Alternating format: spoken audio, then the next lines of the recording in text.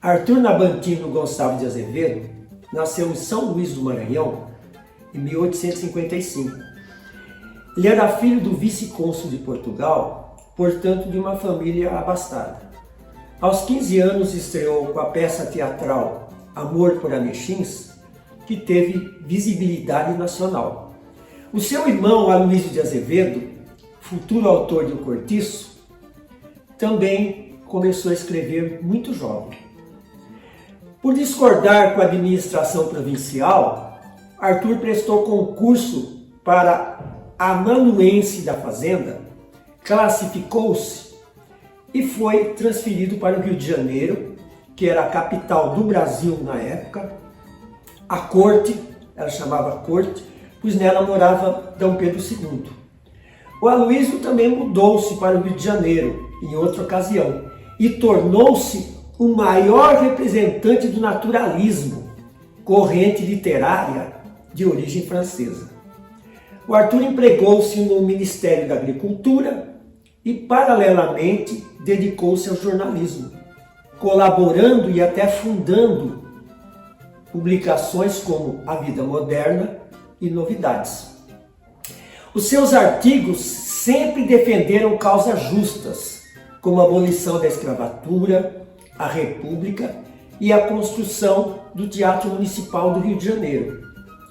Suas peças teatrais, mordazes e com temas contemporâneos, garantiram para Arthur Azevedo um espaço privilegiado nas artes cênicas, como uma espécie de continuador de Martins Pena, aliás, seu patrono, numa cadeira da Academia Brasileira de Letras, da qual ele foi um dos fundadores. Seus contos, a maioria estampados na imprensa e após impressos em livros, garantiram-lhe também um destaque no gênero em todos os tempos. Ele também escreveu poemas de cunho parnasiano, embora alguns conservassem o lado cômico, que fugia da tendência literária. Faleceu em 1908, com apenas 53 anos, e foi sepultado no cemitério do Caju.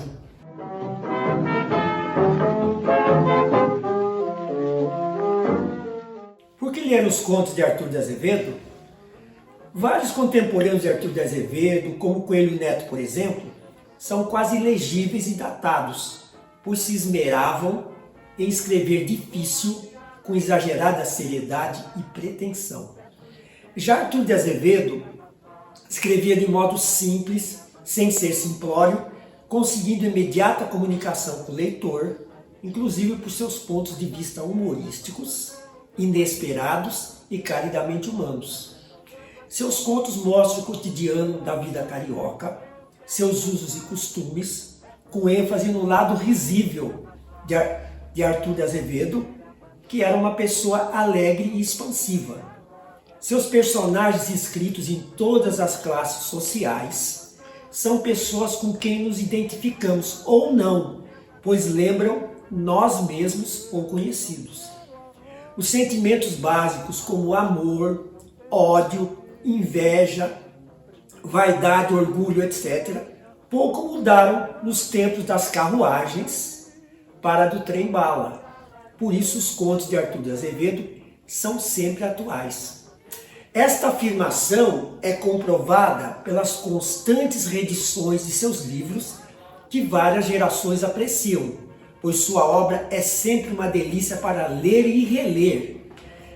Creio que o fato de Arthur de Azevedo também ser um grande dramaturgo formatou seus contos de uma maneira objetiva, visual e concreta, com diálogos precisos que ajudam a sustentar os trechos. É óbvio que atrás desse tom leve e despretensioso há o desejo de retratar uma sociedade com seus desníveis sociais, a burocracia, os desmandos republicanos e até a infraestrutura do Rio de Janeiro, com problemas como água, luz, buracos, lixo, velhos casarios, etc. Enfim, os contos de Arthur de Azevedo merecem sempre uma leitura pelas novas gerações, pois conseguem transcender à sua época e projetar-se para o futuro, sem perda de substância.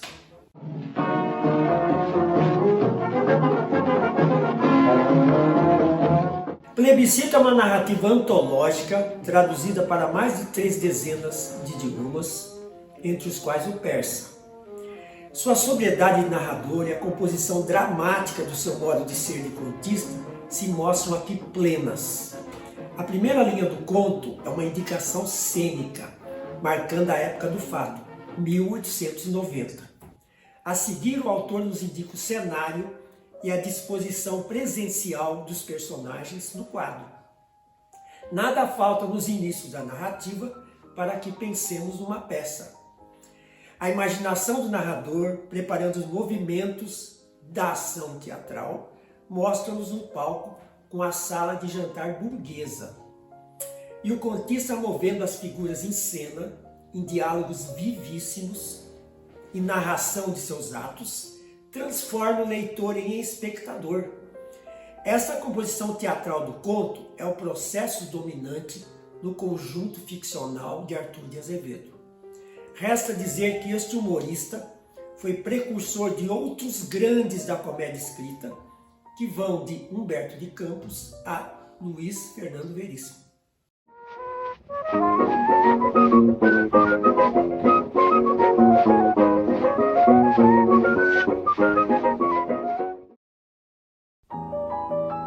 A cena passa-se em 1890. A família está toda reunida na sala de jantar. O senhor Rodrigues palita os dentes, repimpado numa cadeira de balanço. Acabou de comer como um abade. Dona Bernardina, sua esposa, está muito entretida em limpar a gaiola do canário belga. Os pequenos são 2, um menino e uma menina. Ela distrai-se a olhar para o canário.